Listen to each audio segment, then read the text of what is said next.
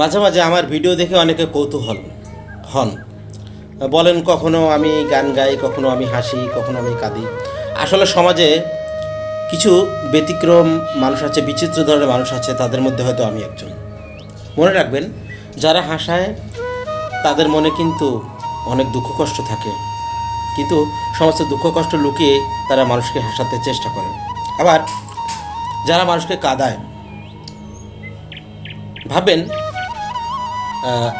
তার ভিতরে দুঃখ কষ্টটাকে জাগ্রত হচ্ছে, কিন্তু চাপিয়ে রেখে মানে কন্ট্রোল অবস্থাতে কিছু মানুষকে বোঝাতে চাচ্ছে যে মানুষ কতটা দুঃখ পেলে কাঁদে।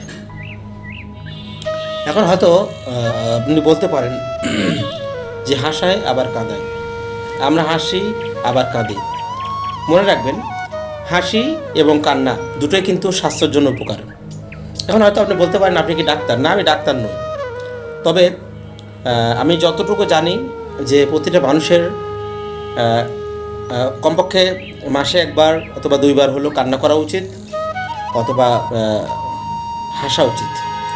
তা না হলে সে মানুষটা কিন্তু বিভিন্ন সমস্যায় জর্জরিত হতে পারে।